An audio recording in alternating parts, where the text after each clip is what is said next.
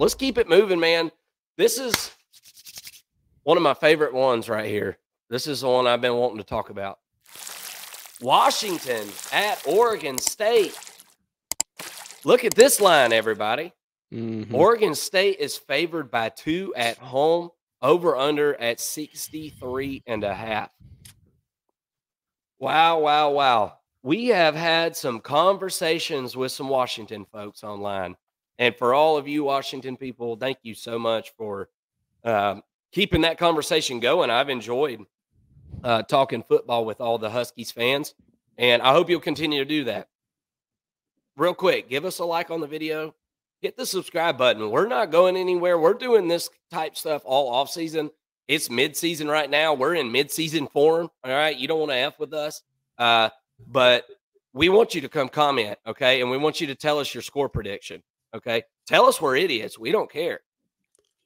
But if you're going to call us an idiot, put your score prediction in there, and that way we can review that on Sunday, because I think a lot of people last week thought that Washington was going to run away with this game against Utah, and Utah found a way to hang in there. Now, look, before I even, give you the numbers on this, I think we all know the high-powered offense that Washington possesses. They have NFL wide receivers. They have an NFL quarterback. They have a Heisman candidate at quarterback in Michael Penix as well. So this team is extremely potent on offense, okay? Of all the contenders, I would say probably the most potent and most potential for they're just a big play waiting to happen, okay? Rome Odunze is absolutely incredible, sensational year he's had. I hear me and Mason talk before the show. I think McMillan is going to be able to make his return and actually be healthy. Jalen Polk has had an unbelievable year. So this wide receiver core and this offense is exceptional. Dylan Johnson at running back on 136 attempts this year, 790 yards, 5.8 yards per carry, that is, 11 touchdowns. So the Mississippi State transfer has come in and made a big difference for Washington this year. And hey, my friend, I'm here to tell you, you can put some of these wins right on his shoulders. He has helped this team win several games that were very close, and he's done a nice job of that. So we talked about the offense. This thing, 503.9 yards per game. Okay, that's sixth in all of college football. 378 of that is through the air. That's number one. That's number one in college football. Number one passing offense in college football. They average 126 yards on the ground per week. That's 101st out of 133. Excuse me. 7 sacks allowed for the year. That's the 4th fewest in FBS. Very, very good at protecting Michael Penix and not getting his jersey dirty. But listen to some of these stats on Washington. 409.9 yards per game allowed total. That's 102nd. 140 rushing yards per game allowed. That's 52nd.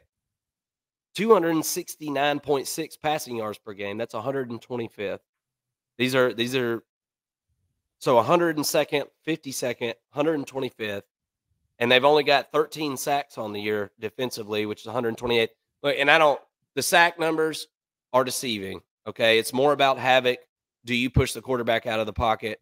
Do you get him off his spot? That's what it's more about. Okay, I'll be transparent with you right now. Georgia Bulldogs are a really, really good defense. They're 70th in sacks right now. Okay, so it's not like that's the end all be all, but it is something worth mentioning because there are teams that are very good at sacking the quarterback, like Oregon State, for example. 36 sacks on the season. Okay, that's 5th in the nation at sacking the quarterback. But one thing that will make your eyes pop, 230.5 passing yards per game allowed. That's 74th. So you've got the 74th ranked passing defense matching up against the number 1 passing offense in the country in this game. That's not good. That is the one thing in this game that scares me about taking Oregon State. But let me unpack Oregon State for a minute. Okay. This offense averages 453 yards per game. That's 19th. 256 of that is passing. That's 45th. 197 of that is rushing yards per game, and that's 21st in the country. And only 14 sacks allowed, which is very, very good for that offensive line, right around there with Washington as far as protecting the quarterback. So this is a really good rushing team. We've seen the big uglies for Oregon State push several teams around. They have a very physical approach to football. They're going to run it, okay, with Damian Martinez, who's got over 1,000 yards on the year, 7 touchdowns. He's had a very good year. This was a guy I knew was going to be playing well. We talked about him in the preseason because he ended last 6 games with like over 600 yards in those 6 games. So we're like, okay, something's starting to happen. They beat the hell out of Florida at the end of the year last year, and they've just taken that momentum, man. And Jonathan Smith has just taken that momentum and taken this team right to where they want to be. I mean, they've lost a couple games this year, but I'm telling you, this is a stout team. So between Damian Martinez, Deshaun Fenwick, who's another running back with 500 yards this year, I think that this Oregon State offense is going to be able to get a push up front, and I think they're going to be able to run the football successfully. As we've talked about, just a few minutes ago, this Washington defensive rush defense hasn't been exactly stellar. But are they going to be able to hit a deep shot here and there? DJU is only passing at 58.6% for the year. Okay. He's going to have to hit a big shot, and he's going to have to be successful running the football. He's at 2.8 yards per carry this year running the football. Not great. And you can't say it's a bunch of sacks because he hasn't been sacked a lot. So those are true rushing numbers there. Responsible for 26 touchdowns this year, only threw 4 interceptions. Look, as I said, these Washington wide receivers can muck this whole thing up that I'm about to tell you. But Oregon State is a more well-rounded football team. They're not better at any one thing than Washington is, like at passing offense. So Washington has got like this really high ceiling, but that floor is lower than Oregon State. I mean, and if for whatever reason, we've seen it several times, Penix has a bad game or they decide to play this thing close, this is an Oregon State team that can control the football game. Give me Oregon State -2. I'm going to ride the Oregon State train this weekend. I think this is a big weekend in Corvalis. They're scorned. They're like a scorned ex-lover because College Game Day wouldn't come see them. Madder than hell about that. But I think this defense is going to be able to put some pressure on Michael Penix in certain situations, probably more so than he's been under this year. And I think that they'll be able to back up and not worry about the run quite as much. I think they'll be able to play the run that way. I don't think Washington is efficient enough running the football to be able to run it to a clip and beat a well-rounded team here at home. Give me Oregon State -2. What you got? I like it. I mean, you're obviously, with. I like Jonathan Smith, man. He gives me confidence. I do too. Yeah, I do. He's had some bonehead calls, this year, but but who hasn't? Well, who hasn't this year? I know. Other than, especially on the Pac-12, they in the Pac-12 they just like to go a little crazy out there apparently, which is fun. It's fine for me. I love it. All right, I like what you're saying. I'm on the other side of this. I'm going to go ahead and tell you that. I was on Utah last week. I thought that they had a chance to win the game outright, and they really got beat pretty handedly, quite honestly. But they did cover, so I feel pretty good about that. I didn't lose any money, at least, right? So, but all you Washington fans were telling us how crazy we were. Utah was going to win by Washington was going to win by 17 against Utah and all this stuff. And so, it was poetic justice, I guess, to be right on that one. But yeah, so Washington, of course, they're undefeated this year. They're coming off of a really good win against a good Utah team. And even though, and I know I just talked about this, the score made it seem like it was much closer. They only won by a touchdown. To me, Washington proved that they are a much better team this season than Utah, especially when they're playing at home. This game's in Corvalis, right? If this game was in Seattle, I think that Washington's favored. But the fact that it's in Corvallis, I think that I honestly think on a neutral site this would be a pick 'em, and I think that's what Vegas is telling us, and for good reason. These teams are very different in how they approach the game, and I think that they're different, but they're also kind of the same as far as like their ability to score and keep their opponent from scoring, I guess.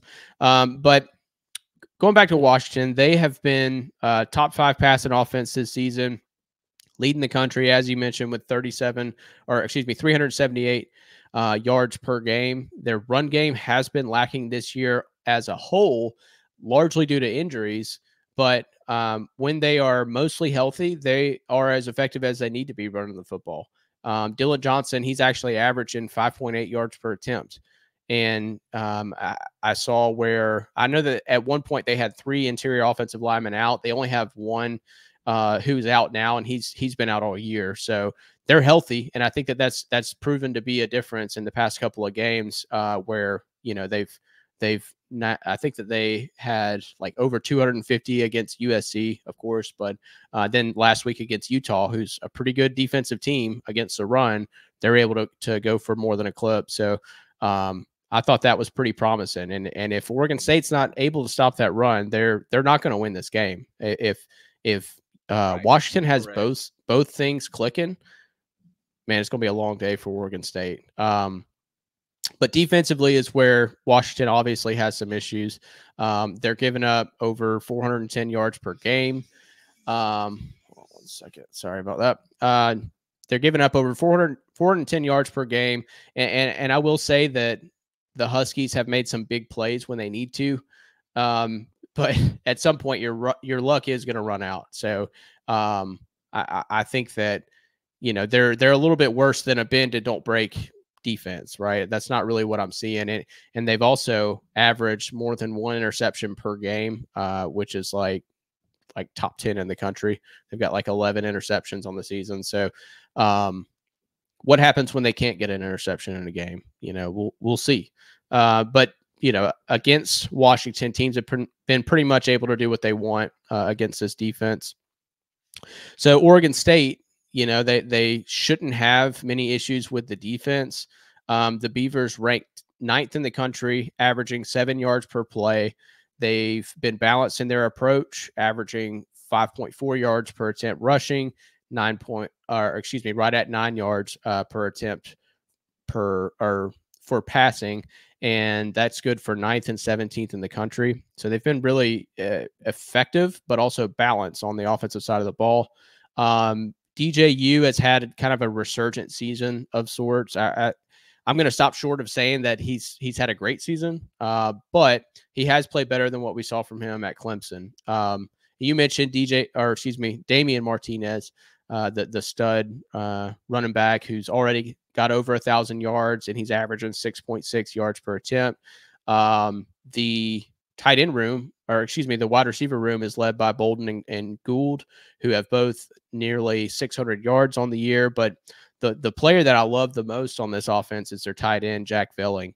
He's 6'4", 240 pounds, and he's been a real weapon for the Beavers. He's got over 400 yards, got 8 touchdowns on the year. They love their tight end, and also he's from Seattle, so I'm wondering if they may feature him a little bit more, than usual this week, and if he's not interested in playing well against his hometown team, the Huskies. So, but defensively, I think that Oregon State's in trouble. They've been really good at stopping the run, but have struggled against teams that have a strong passing attack whenever they can't sack the quarterback. You mentioned them having a really high sack rate. If they're not able to get to the quarterback, they've struggled a lot in the passing game. That's kind of That's kind of why they I think strategically why they attack the quarterback like they do and dial up these blitzes, because they know on the back end they're weak. So they're trying to cut down the time that the quarterback has to throw the football and, kind of create some turnovers that way, and get some stops that way. I think that Washington will find some success in the run game, and I think that they just have a field day through the air. So I don't expect a great day for the Beavers defense. But I also, as I mentioned, I don't expect a great day for Washington's defense either. I think this is going to be a really high-scoring affair. I like the over in this game, and I think that Washington's going to end up winning 39-33. And in the history of this game, recently at least, Washington's actually won 10 out of the last 11. But the last 3 matchups have been one-score games, and the Beavers actually won a couple years ago. But I think that the main trend is going to continue. Washington, to me, those powerful receivers are just too much to handle. They're going to get them the ball, early and often, and especially if McMillan's back, that just puts more pressure on that already weak secondary. Washington's got to protect their quarterback. They can't let him get sacked. They can't. They've got to give him some time to throw. And I think they'll do that. And if they're able to, like I said, Washington's just going to have a field day. Yeah. Well, I think you nailed it. I really think whoever can run the ball better in this game has got the best chance to win, man. Yeah. Washington, again, we've talked about it. I understand what the main attraction is on this offense. Everybody does. I mean, these wide receivers are unbelievable. We talked about it at length multiple times this year. But the running game is the straw that stirs the drink. And football comes back to basics every time. It's running the ball and stopping the run and matchups. And I just feel like Oregon State is going to be able to back up. They're not going to have to send so many in this game and just try to drop into his own. And I look, this Washington offense is going to make plays, man. Yeah. If they played Georgia this weekend, they'd make plays against Georgia. They played Alabama, they'd make plays against Alabama. This is a damn good offense. See, and like I said, though, I just think they dial up pressure. That's the way that they win in the passing attack, is if they can get to the quarterback. So I don't know, man. It's going to be that's the matchup to watch. Those receivers against that secondary. And what do they do? What do they want to do? Right? Washington's going to tell you really quickly how they're going to play the game, depending on what Oregon State wants to do. If they're blitzing all day and they're not getting there, it's going to be a long day for the Beavers. It's going to be a long day. Yeah. Because Penix is going to throw right behind the blitz every time. I mean, this guy ain't no dummy, man. I mean, this guy knows what he's doing. He ain't no first-year quarterback. You're not gonna pressure him to the point of him being flustered, I wouldn't think. And this isn't an offense that's giving up a lot of sacks anyway. So very, very interesting matchup. Hey, and all you Oregon State and Washington fans, hit that subscribe button to come hang out with us the rest of the season. We're going to have a great time the rest of the season. Football is heating up right now. And, then the offseason, man, we're going to have a field day in the offseason with transfers, recruiting classes, practice, fall practice, spring practice, all that good stuff. Come hang out with us. We'd love to have you. Oh, let's see here. Do we got any more comments? Nope. No comments. Quentin was with me. Me and Quentin are riding the beaver. We're riding the beaver. All right. Good for y'all. Yeah, man. I mean, you got to do that every once in a while. All righty. Let's jump back into this one. Hey, thank everybody for watching. And if you're watching this live, like I explained at the top of the show, you're watching the sausage get made here. We're making clips as we're doing this live show. So I want to thank you so much for tuning in. Really, really do appreciate it. And I hope you're subscribed, and I hope you like the video, because it really, really does help us out getting the word out. And we ain't making a dime off of this. We're just having fun. We're just a couple of college football fans shooting the crap, man, enjoying the season. So hope that you'll do that with us and help us out by hitting that like button. All right, let's jump.